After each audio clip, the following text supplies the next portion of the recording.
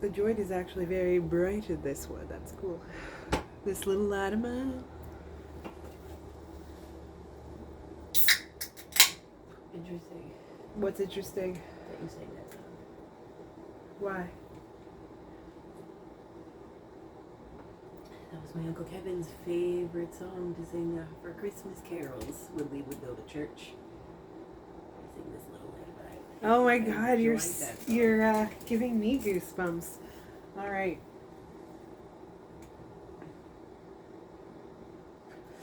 You don't think that did give me goosebumps? The Christmas tree. Christmas was his favorite holiday. Like, it was absolutely his favorite holiday. Like, no joke. His house, it looked like Christmas threw up, and he dressed as Santa every year. Like, it was his thing.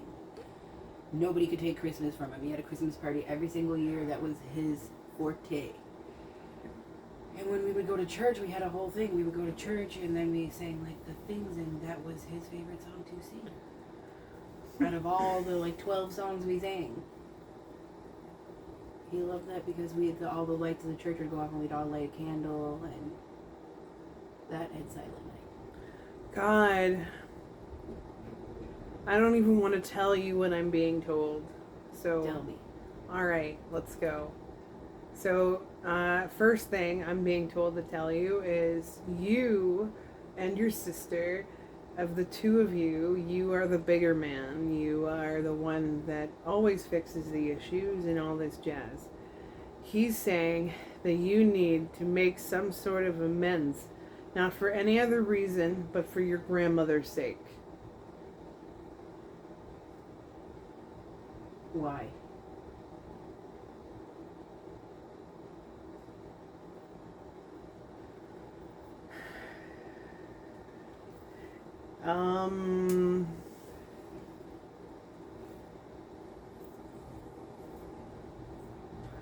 Your grandmother is not doing well.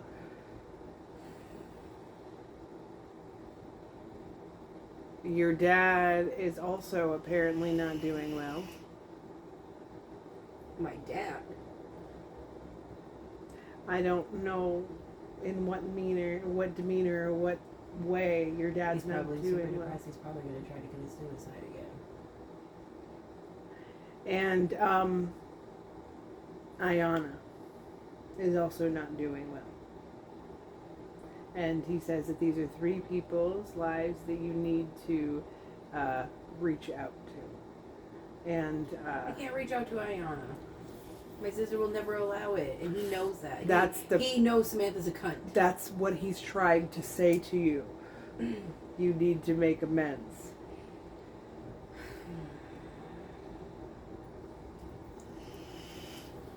I don't want to. Well, I'm just telling you what the message is all about. So, you want to, you don't want to, up to you.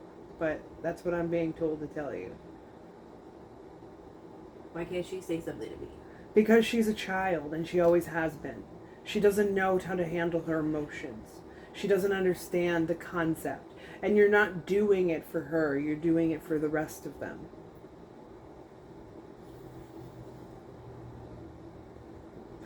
Your uncle is saying she has always been a stunt cunt. Yes, that is so true. He said that to her all the time. He called her that all the time. No joke, he did. Like, I'm not even kidding you. He used to call her that to her face all the time. And then he used to also compare her to my mother all the time. Well, the mother aspect, he's kind of leaving that as is. Apparently, your mother is a step up from her at the moment. That's a shocker coming from him. He hated my mother. The way your sister is behaving has warranted that comment.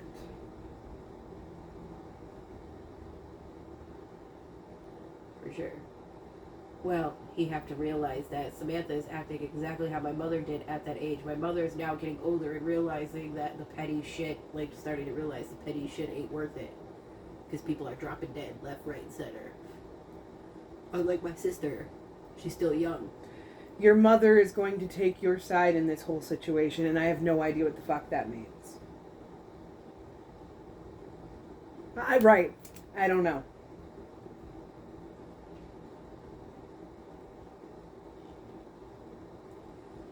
Well, of course she would take my side. She's like fighting with my sister.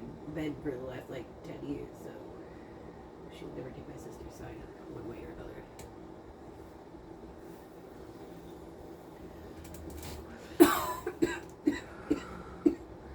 Your dad might have to have something surgical done.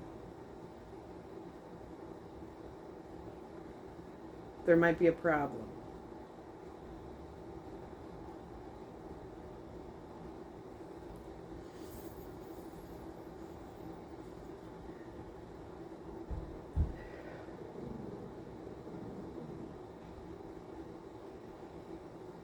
And he's telling me to tell you a couple other things about your sister. He's telling me to tell you that if you do reach out to her, you need to make sure you set your boundaries.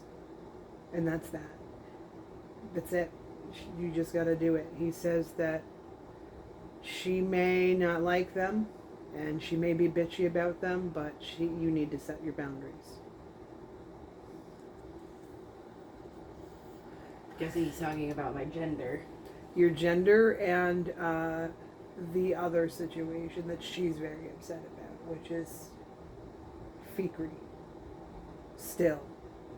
So you need to say to her, we're going to leave that in the past.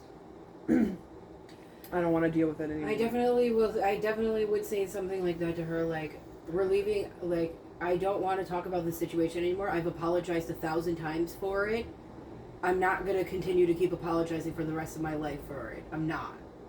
It is what it is. It's done and over with. He's here. You guys are together. You guys have you guys have kids together. You guys have a house together. As long as he treats you and the kids fine, I don't give a fuck who you're with. I don't care. I don't care if he's from another country. I don't care if he's from the same country. It doesn't matter to me what his skin, ethnicity, none of that. It doesn't bother me. None of it. And like I said, I've already apologized. I can't keep apologizing for the same thing. You can't beat a dead horse. Exactly. And yes, the gender thing. He says just let her know, like, I get that it's going to take you some time to understand who I am now, but I am him, he. That's my pronouns. Take it or leave it. Well, she shouldn't need any time because it's been 4 years. Obviously, but she's kind of left your name out of her mouth. And both the kids, including Tahir, always ask about you still to this day.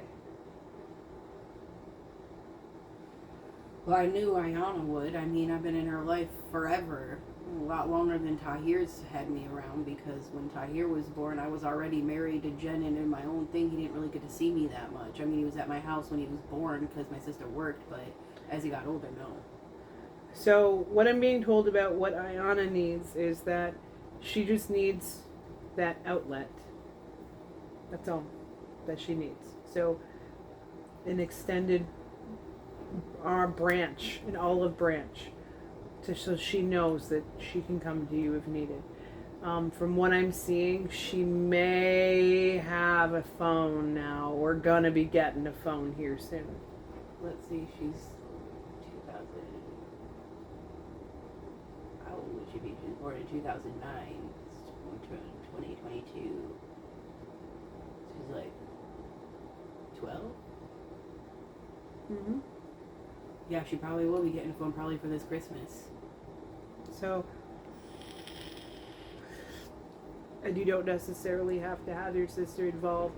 Initially, yes, but not forever. And your sister will calm the fuck down to a certain degree. But your grandmother,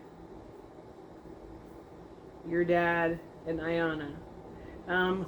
Your dad is, I don't know what the connection there is, but I think he just feels like you would regret stuff if something happened to your dad, if you didn't get an opportunity to say goodbye to him. And it's your grandmother especially.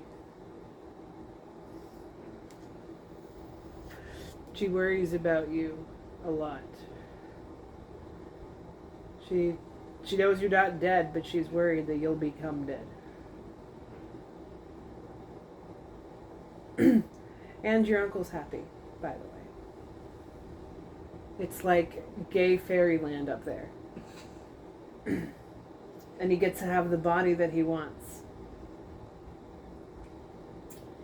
I am so happy for him that he is living his best life. He definitely had a pretty shitty run down here. He decorates up there. That does not surprise me. All bears, I'm sure. That was his obsession, bears. Anything teddy bear related.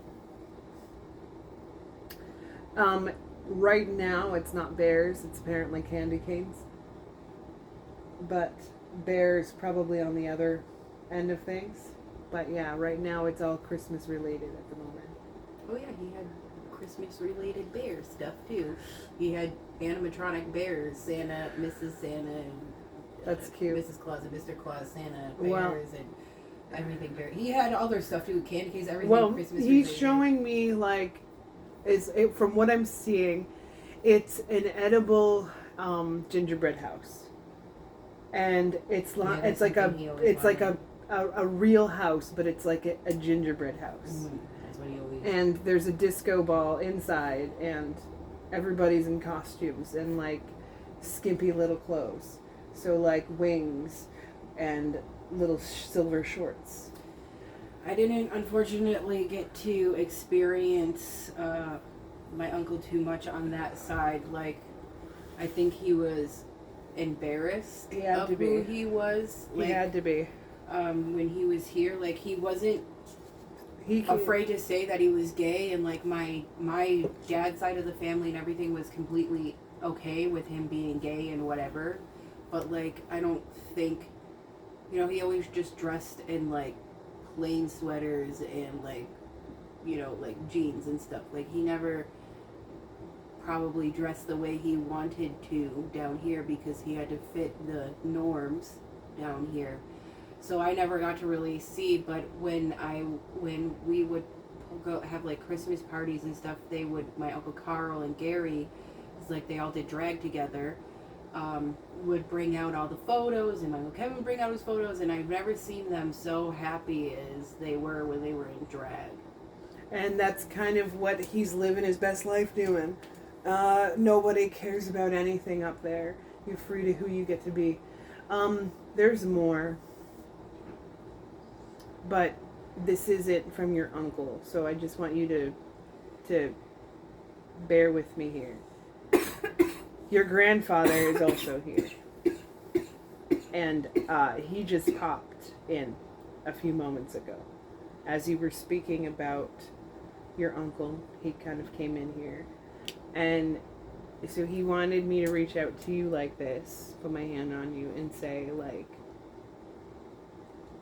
he understands exactly why you have run away from your old life, but he says that you will regret it if you don't do this. And he says that your grandmother deserves that much, and that you have always been the bigger person here, and you still are, and they don't deserve any of this. But he just wants you to be able to say goodbye to your grandmother. And I'm not necessarily thinking anything's happening to your grandma in the sense of dying, but I do feel like something is shifting with her. So, well, she ain't gonna be around for much longer.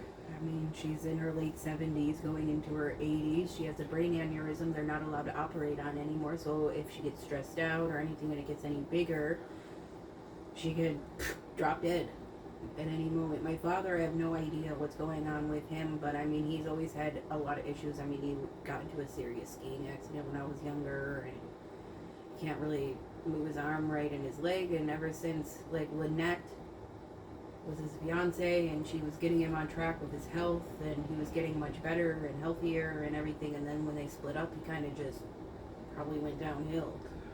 And he probably hasn't been able to find another girlfriend, so that's probably like driving him crazy. And I remember being a kid and him trying to commit suicide multiple times because he couldn't find a girlfriend because he doesn't want to be alone. Well,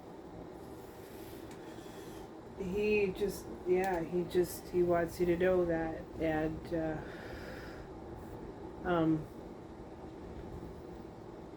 he says that you're in a better place mentally now.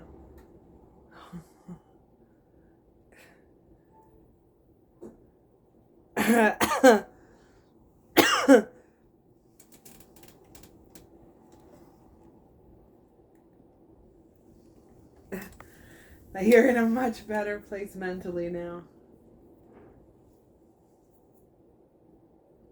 The tree is on again. They're probably fucking with all the stuff here. The Christmas tree went on. Again, by itself.